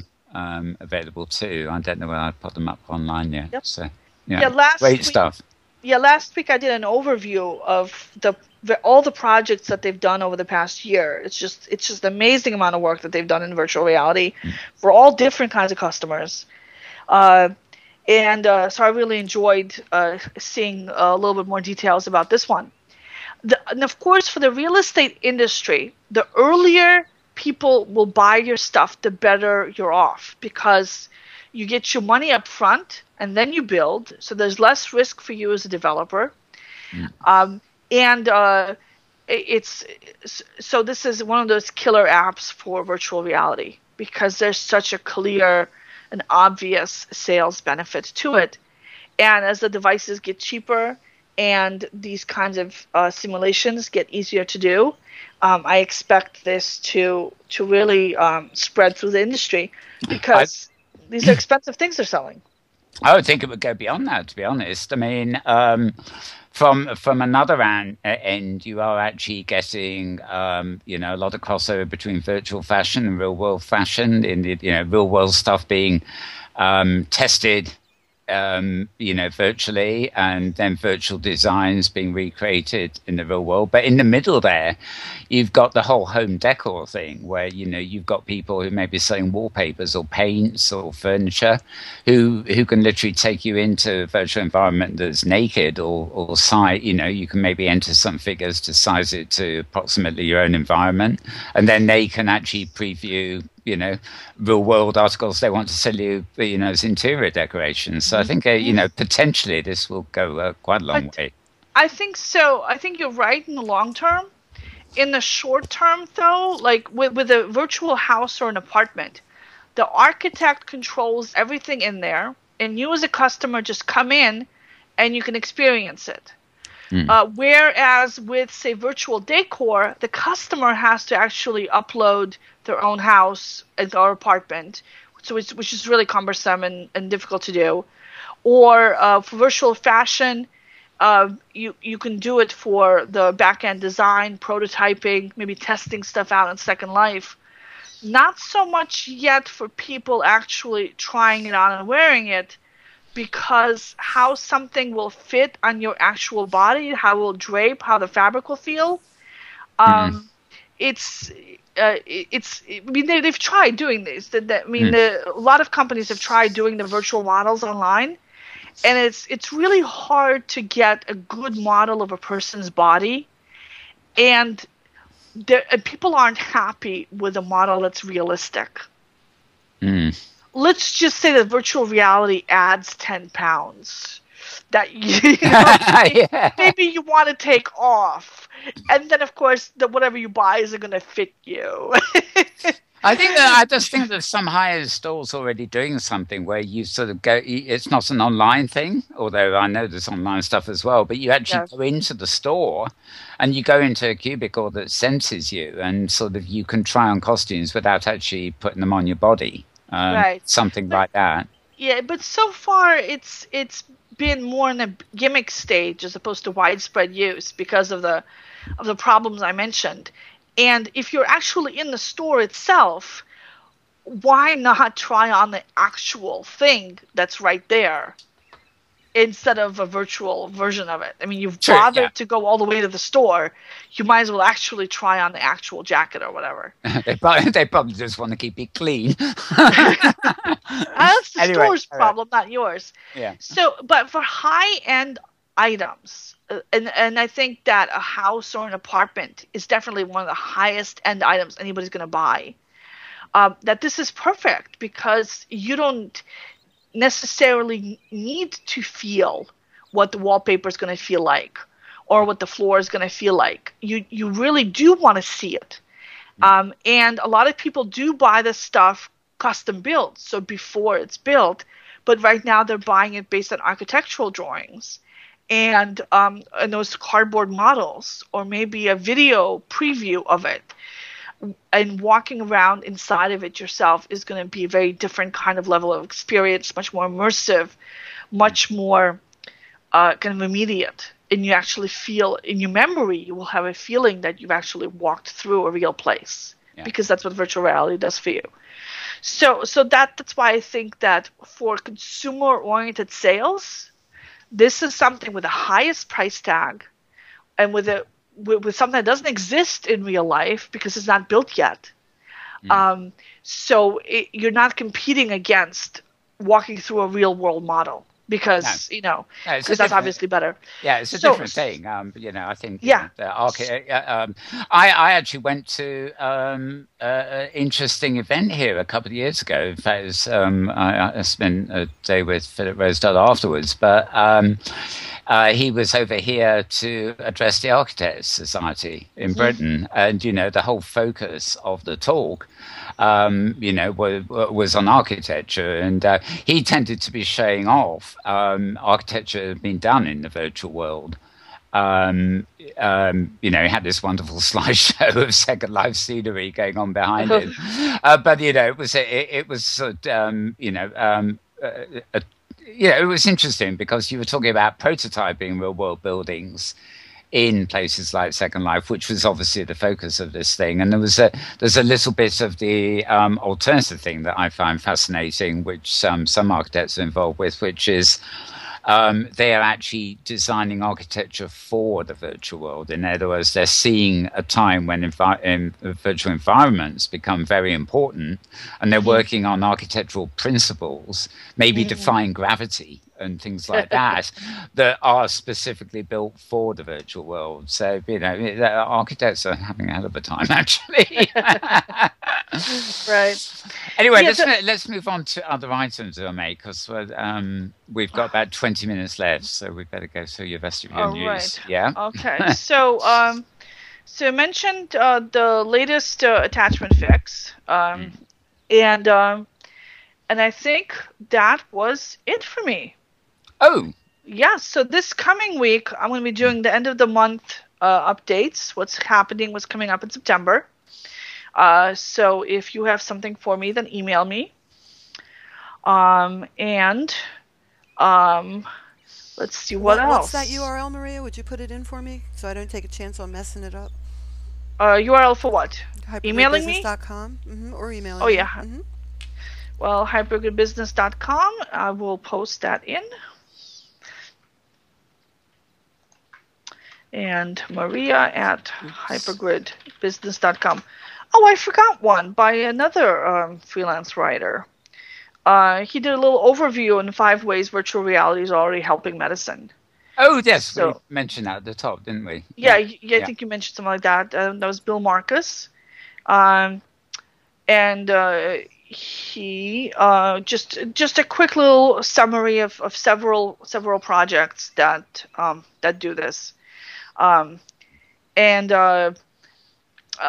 think that we tend to forget here in OpenSim that this stuff is actually already being used in real life, and that these two tendencies are the stuff that we do, the social stuff, and the actual real world stuff. They're going to converge. Yeah, they're going to converge, and we have so many different threads right now out there. So we have all these different platforms, like Unity 3D, with the architectural stuff, and various other companies doing stuff in Unity 3D. We have the CliniSpace and other proprietary kind of custom built environments. We have Protosphere and the 3D ICC and VestPark and all these other ones, and the OpenSims and the Second Lifes and the other IMVUs and other verses and other social environments. And I think we're all heading in the same direction. We all have slightly different feature sets to start with, but over time we're all adding each other's features, and we're all moving the same way, and we're all moving towards virtual reality. We're moving towards mesh. We're moving towards immersion.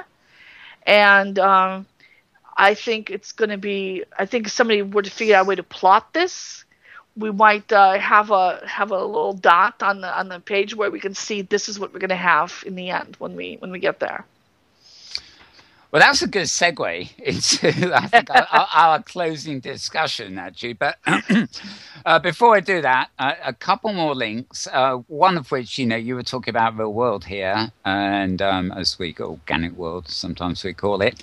One link here, for example, is from a magazine called Signal Online.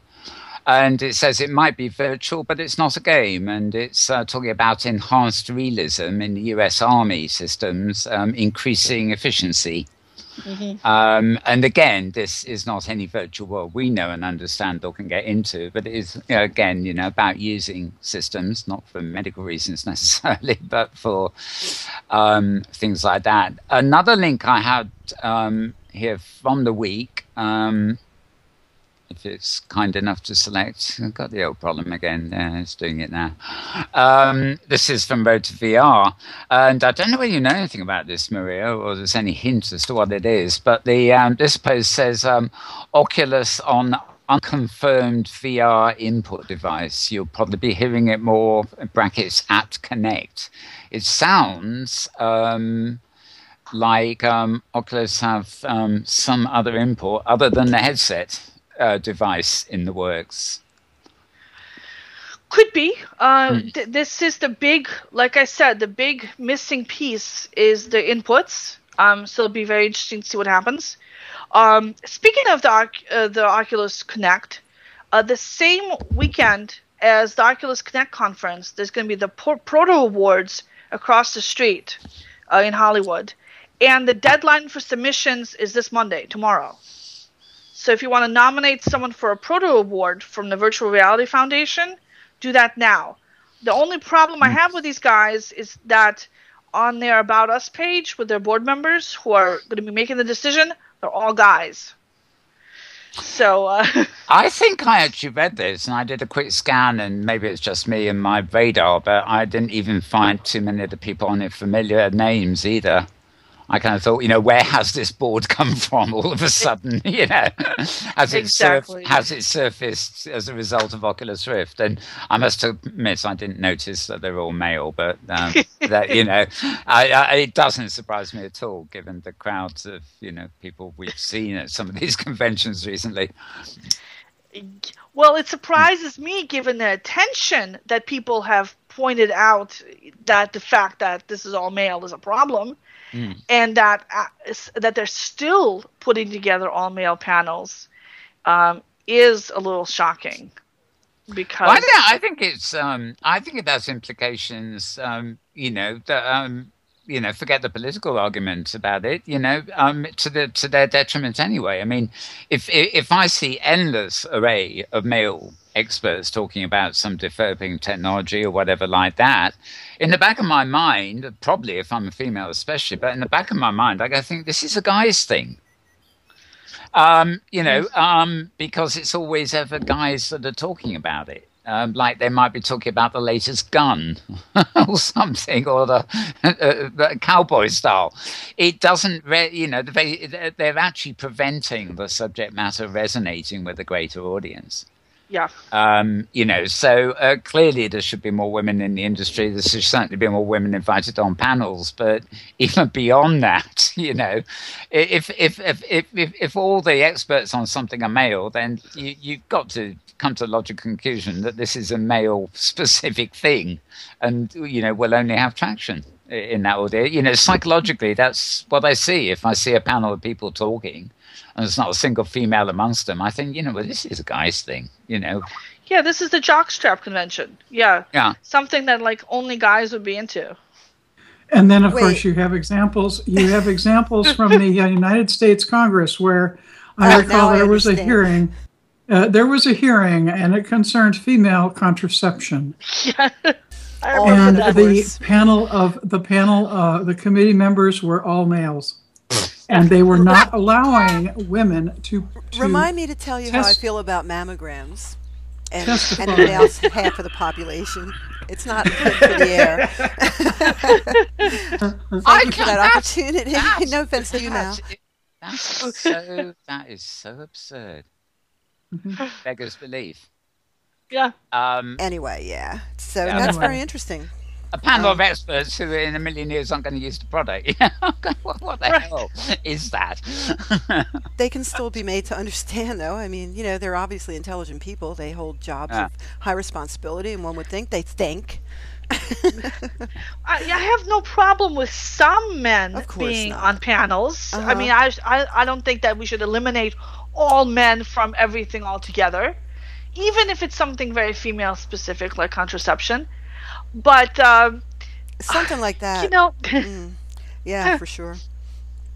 Anyway, so that's my you just want a fair, balanced, intelligent, and transparent governing body. That's all.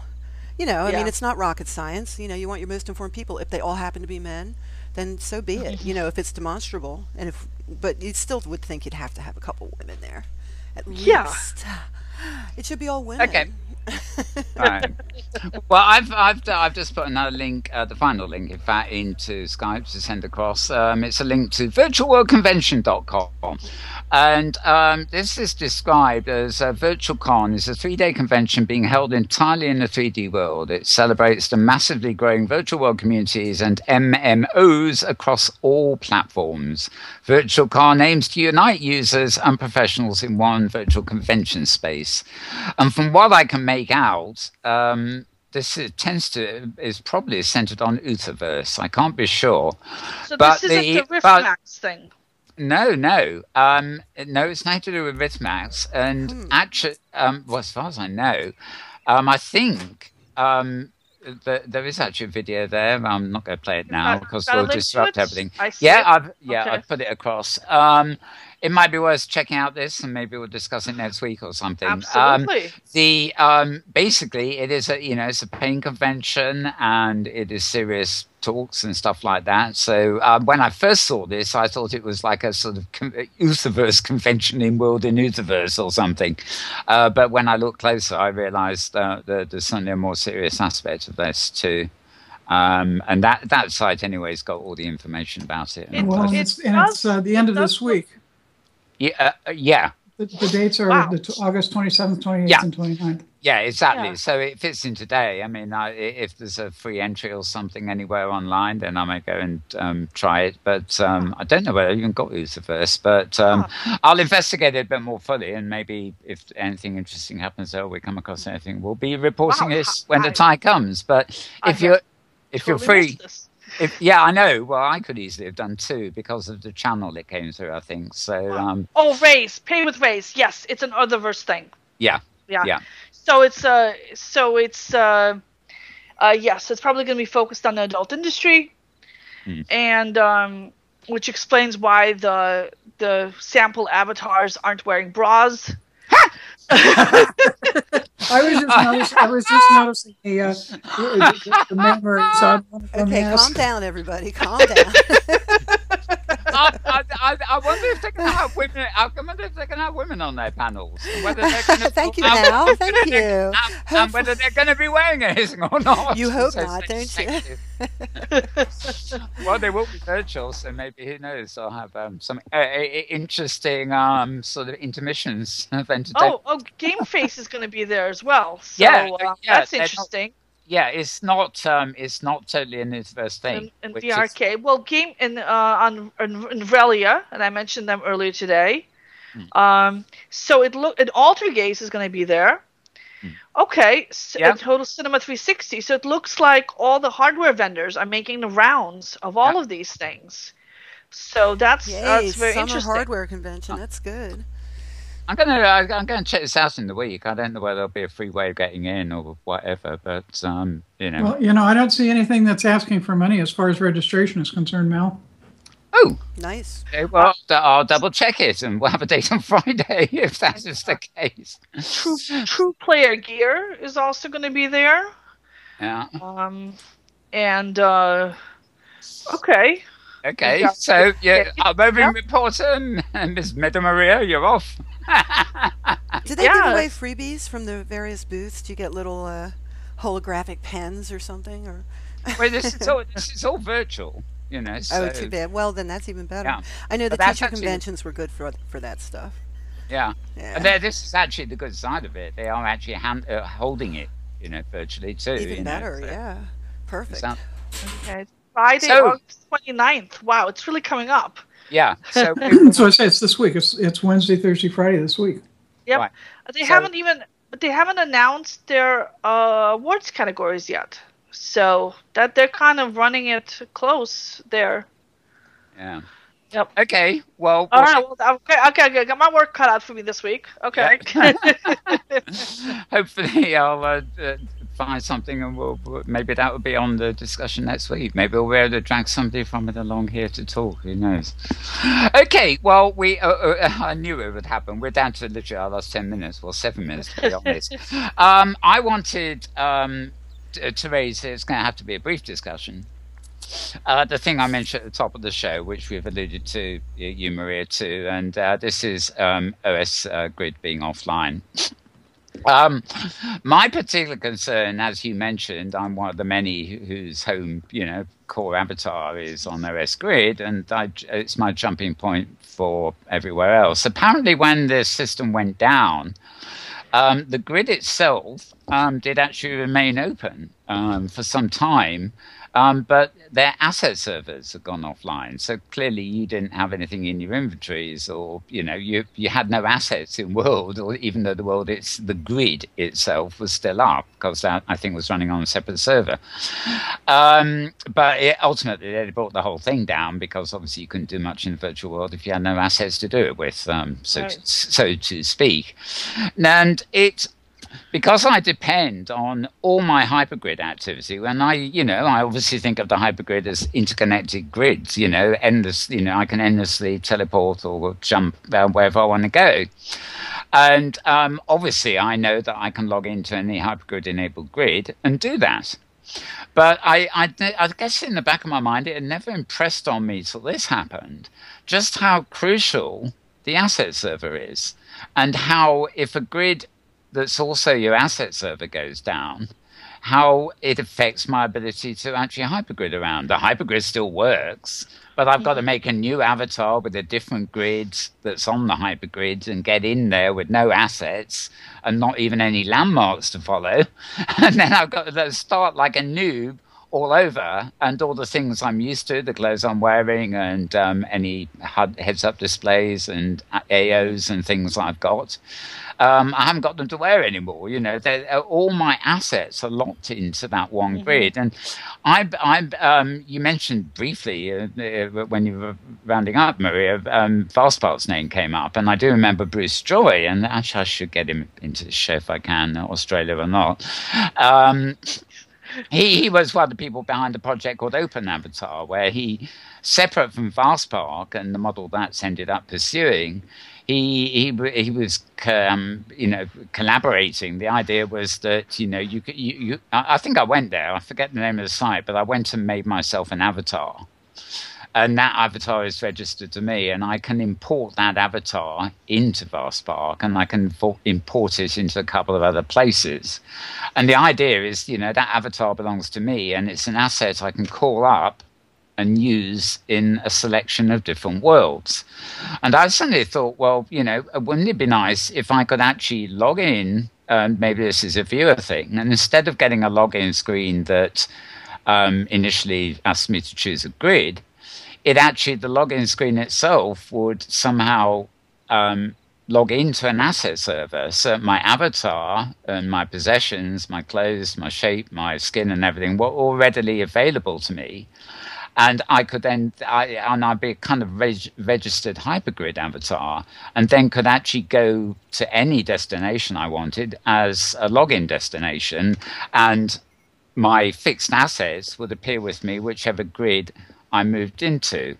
And to me, one of the mechanics of the hypergrid, which is maybe we have overlooked in the wonderfulness of connecting grids together and jumping between them, is the fact that our asset servers are always stay located on our home grid. It might be on our home computer, it might be on a small grid we've got online, or it might be as a member of a particular grid. But the trouble is, if anything happens to that grid, sure, we can hypergrid somewhere else, although we might not stay there and might have to find a new avatar.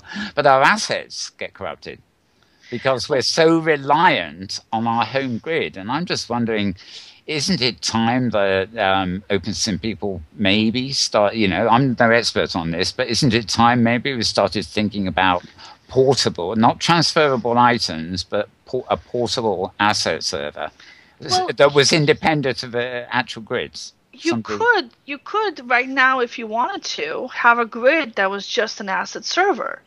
But what you're replacing is an asset server on a grid with an asset server that's by itself that could just as easily go down. So you're not lowering the odds of it going down at all. Now, if you want to... If you were specialized, if somebody sets it up and is specialized, then presumably, they would set it up, and it might be commercial.